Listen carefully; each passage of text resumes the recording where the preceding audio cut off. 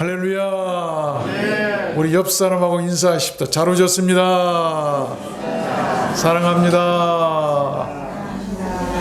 자, 우리 한 번 더 하겠습니다. 이렇게도 사랑합니다. 감사합니다. 고맙습니다. 한번 따라서 해볼까요? 가혹한 시련 이기기. 이런 제 말씀을 증가하려고 합니다. 지난주에 이어서 오늘 또 욥기서를 설교하려고 합니다.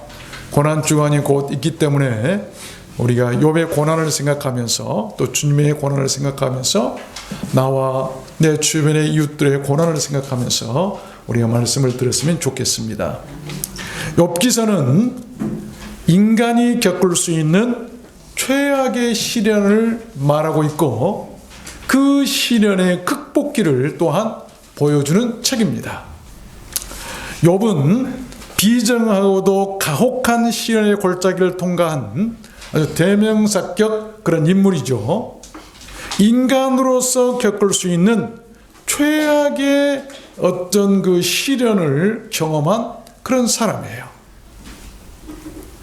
그가 겪은 대표적 시련을 본다면 욥기서 13장을 들 수가 있는데, 나는 썩은 물건의 후피함 같으며 젖먹은 의복 같으니이다. 썩은 물건이 썩어서 못 쓰게 된 것처럼 자기 몸이 지금 그렇다는 거예요. 젖먹은 의복이다. 옷이 젖먹었는데 어떻게 입을 수가 있겠어요? 밤이 되면 내 뼈가 쑤시니 나의 몸에 아픔이 쉬지 않는구나. 내 가죽은 검어져서 떨어지고 타가지고, 얼마나 뜨겁고 열이 났으면 타가지고 검어져서 가죽이 떨어져 나간다. 내 뼈는 열기로 탔구나. 우리가 아프다 하지만 이런 아픔, 고통 겪어본 사람이 있을까요? 인간으로서 겪을 수 있는 어떤 그런 최악의 시련이 아닌가라고 한번 생각을 해봅니다. 그러나 욥은 그 죽으리만큼 가혹하고 처절한 시련 앞에서 주님께서 십자가 고통을 이기고 승리하셨던 것처럼 그도 이기고 승리하게 됩니다. 거기에는 비결이 있었어요. 그래서 저는 오늘 말씀을 받들어서 그 6가지 비결을 여러분들께 증거해 드리려고 하는 것입니다. 벌써 3월의 끝자락이 되었습니다. 이번 주부터는 4월이 시작되는데, 시인 엘리엇은 그의 시 황무지에서 4월을 잔인한 달이다 라고 얘기를 했죠. 많은 이유가 있겠습니다만 우리들 믿는 자들에게는 4월에 우리 주님께서 십자가에서 잔인하게 고난당하신 것이 있고 또 부활하신 달이 있기 때문이 아닐까 생각도 해봅니다. 오늘 말씀으로 우리도 모두 혹시 그런 고난이나 시련이 닥쳤을 때 이기고 승리할 수 있는 사람들이 다 되었으면 좋겠습니다. 그 어떤 시련이나 가혹함도 이기는 길이 있어요. 왜? 답이 없는 문제는 없기 때문이에요. 문제가 있다고 하는 것은 반드시 답이 있는 거예요. 우리에게 시련이 있다고 하는 것은 마치 문제가 있는 것처럼 여겨질 때 반드시 답을 찾을 수가 있어야 한다는 것입니다. 그러면 욥은 그 가혹한 시련을 어떻게 극복했을까요? 첫 번째는 본문 말씀에 보니까 읽었죠. 이 원망하지 않고 프레이즈, 찬송했다. 욥이 일어나 겉옷을 찢고 머리털을 밀고 땅에 엎드려 경배하며 예배했다고 한 말이에요. 가로되 내가 모태에서 적신으로 나와 싸운즉 또한 적신이 그리로 돌아가올지라.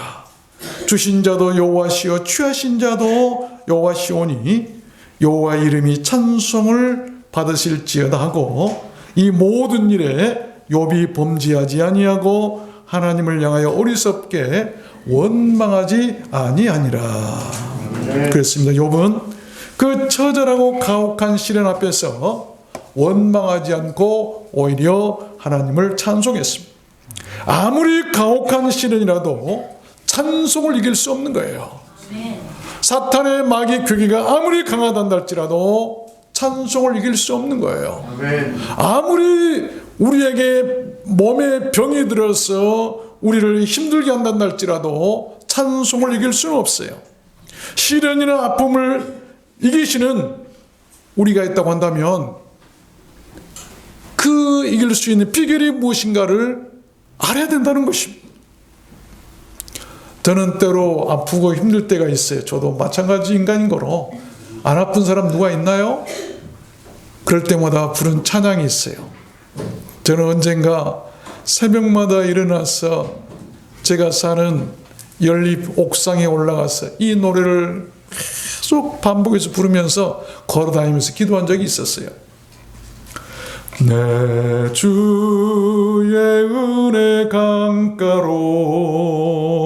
저 십자가의 강가로 내 주의 사랑 있는 곳 내 주의 강가로 가란 나의 영혼을 생수로 가득 채우소서 피곤한 내 영혼 위에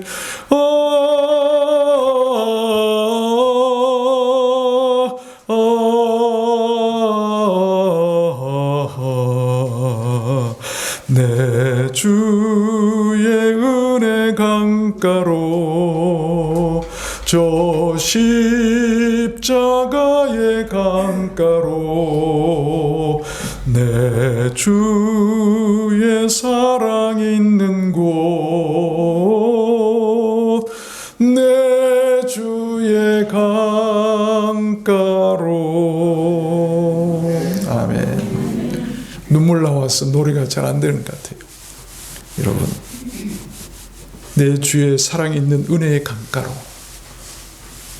여러분, 우리 이런 찬양 부를 때마다 원망하지 않고 찬송해야 할 이유를 알 수가 있어요. 노래 실력이 아멘이 아니라 어멘이신가요? 어멘. 아멘이 안 나오시네요. 아멘.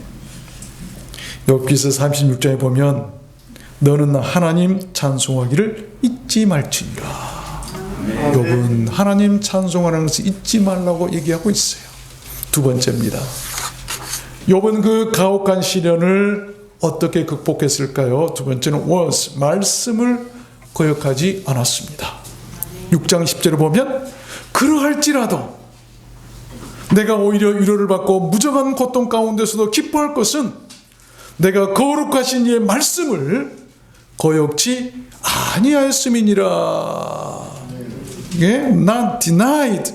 거부하거나 거절하지 않았다.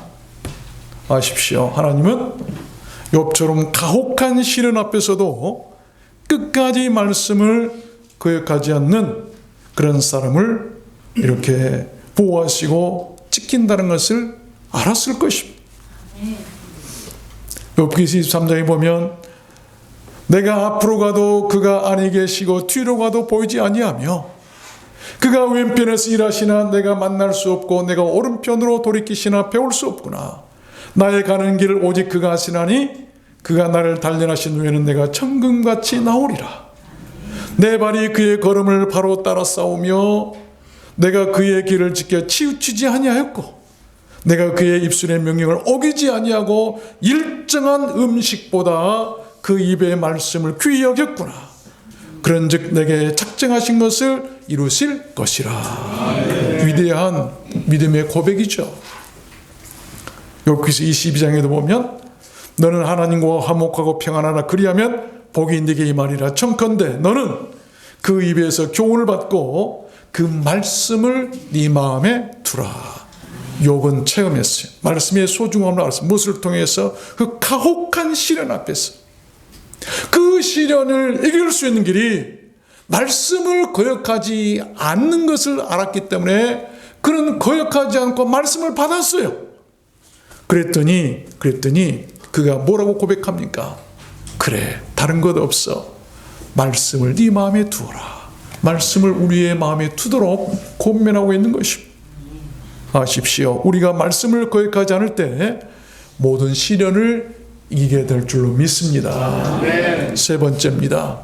욥은 그 가혹한 시련을 어떻게 극복했을까요? 세 번째는 이 pure heart, 정결한 마음으로 기도했다.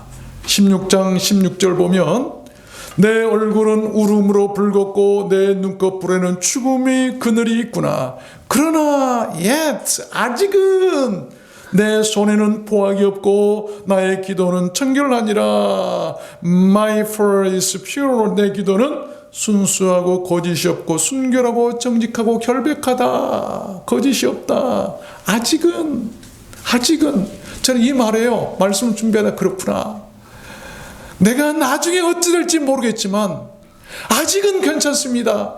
아직은요 내 마음이 좀 순수합니다. 아직은요 내 마음 괜찮아요. 하나님 앞에 그런 마음을 토로했던 것 같아요. 그래서 욥의 그 마음이 내 마음에 전달된 것 같더라고요. 아직은 괜찮아요.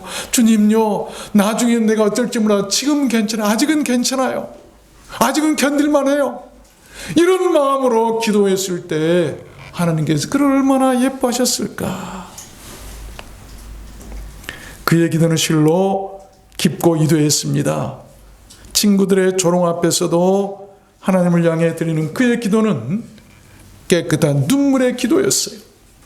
욥기서 16절 보니까 지금 나의 증인이 하늘에 계시고 나의 보증인이 높은 데 계시니라. 나의 친구는 나를 조롱하라. 내 눈은 하나님을 향하여 눈물을 흘린다. 친구들은 와서 그를 조롱했지만, 그의 병든 것을 보고 조롱했지만 그는 눈물을 흘리면서 하나님께 기도했다고 얘기하고 있어요. 욥기서 22장 보면 너는 그에게 기도하겠고 그는 들으실 것이며 네가 무엇을 경영하면 이루어질 것이요 네 길에 빛이 비추리라. 하나님은 겸손한 자를 구원하시느니라. 아멘. 손에 깨끗함을 인하여 그런 자가 건지심을 입으리라. 손에 깨끗함을 입은 자, 정결한 마음, pure, 순수한, 손이 깨끗해야 되죠. 우리의 행위가 깨끗해야 하나님께서 들어주신다고 하시죠. 네 번째입니다. 욥은 그 가혹한 시련을 어떻게 극복했을까요? 네 번째는 heaven, 천국을 바라보았어요. 지난주에 제가 말씀드렸죠. 19장 23절을 보면 나의 말이 곧 기록되었으면 책에 쓰여졌으면 철필과 연으로 영영이 돌에 새겨졌으면 좋겠노라. 내가 알기에는 나의 구속자가 살아계시니 후에 그가 땅 위에 서실 것이라. 나의 이 가죽 이것이 썩은 후에 내가 육체 밖에서 하나님을 보리라. 내가 친히 그를 보리니 내 눈으로 그를 보기를 외인처럼 하지 않을 것이라. 내 마음이 초급하구나. 시간 여유가 없어서 아주 급하다. 하나님 보실 것이 아주 내가 언제 죽을지 모르니까 빨리 초급하게 내가 하나님 보고 싶다라고 한 말씀. 그러면서도 저는 욥기서 읽을 때마다 이 고백이요, 여러분 정말 마음이 와 닿아요. 뭐냐면 나의 이것이, 이 가죽 이것이 썩은 후에 내가 육체 밖에서 하나님을 보리라. 이건 부활신앙이에요.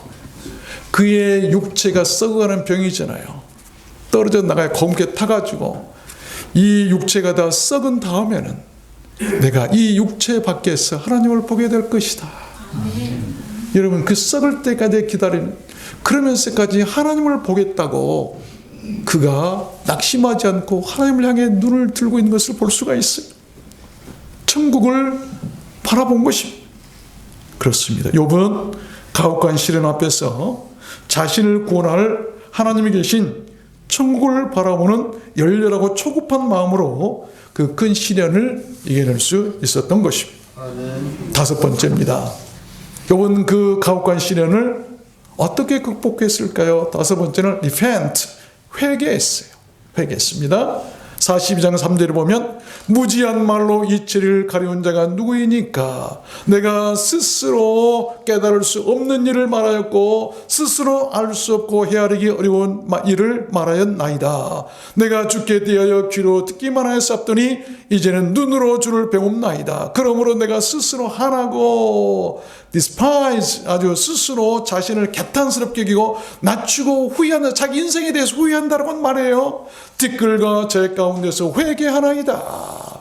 그동안 살아온 인생에 대해서, 그가 그동안 했던 말에 대해서 한스럽게 여기면서 티끌을 무릅쓰고 채를 무릅쓰고 회개했더라라고 한 말씀이에요. 욥은요, 자기가 죄가 하나도 없는 줄 알았어요.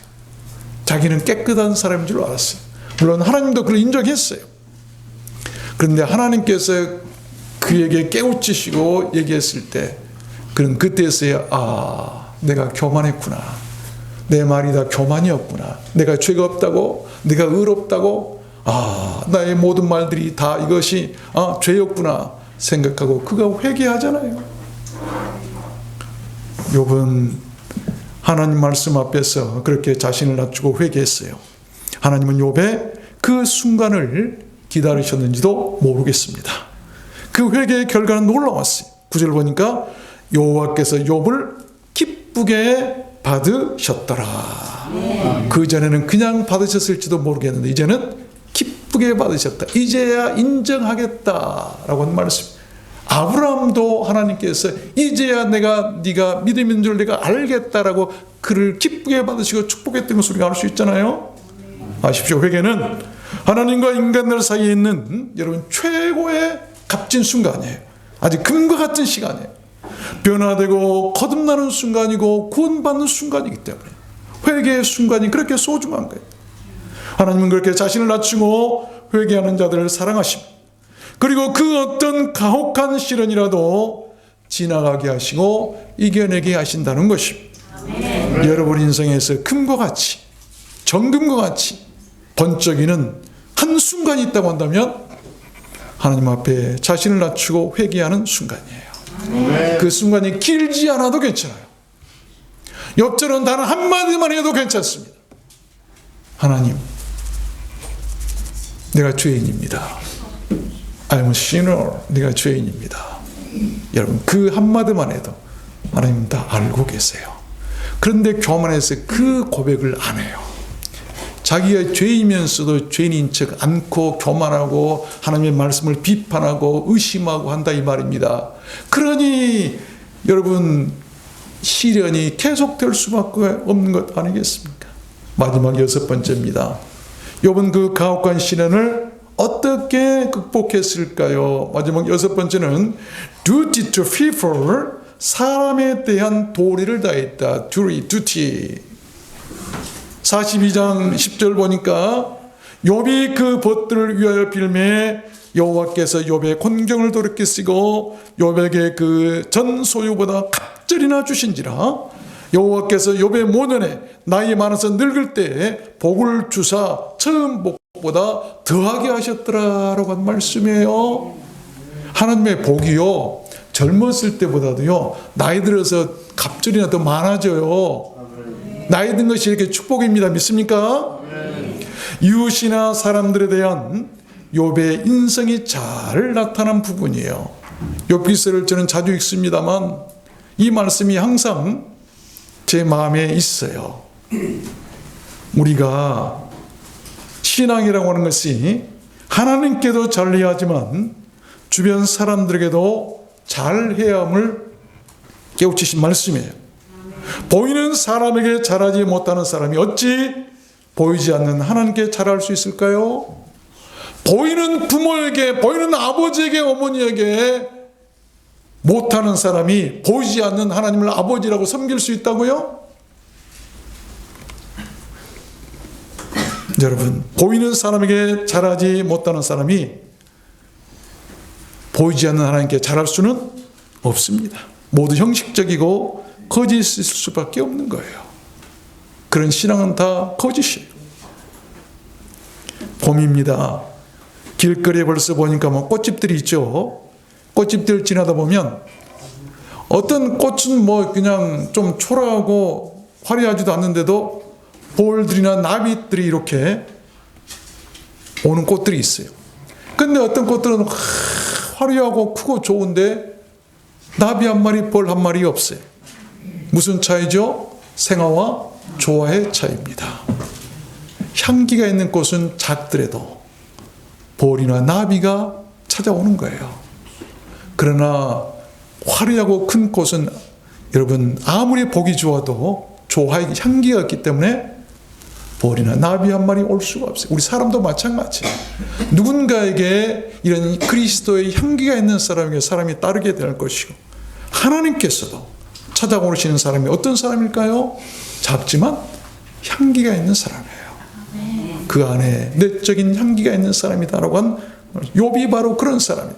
여기에서 그것을 볼 수가 있는데, 요한일서 4장에도 보니까 누구든지 하나님을 사랑하노라 하고 그 형제를 미워하면 이는 거짓말하는 자니 보는 바 그 형제를 사랑치 아니하는 자가 보지 못하는 바 하나님을 사랑할 수 없다라고 분명히 말씀하고 있어요. 욥의 세 친구는 욥이 가혹한 시련을 당하고 있다는 말을 듣고 찾아오죠. 그리고 그를 돕는다는 아량으로, 위로한다는 아량으로 욥에게 많은 말을 했지만 실은 욥을 더 곤경에 빠뜨리는 말들이었어요. 우리가 이걸 알아야 돼요. 누굴 위한 척 하지만 속으로는 너 그럴 줄 알았다. 네. 그렇죠? 왜 그래? 잘 통하는지 모르겠어요. 이 말은 금방 깨달으시네요. 그렇지만 욥은 마치 주님께서 십자가 위에서 하셨던 것처럼 오히려 끝까지 자신의 벗들을 위해서 하나님께 빌고 기도했습니다. 그랬더니 욥의 곤경을 돌이키셨다고 성경은 기록하고 있는 것 아닙니까? 누가복음 23장에 보면 이에 예수께서 가라사대 아버지여 저희를 사하여 주옵소서 자기의 하는 것을 알지 못함이니이다 하시더라.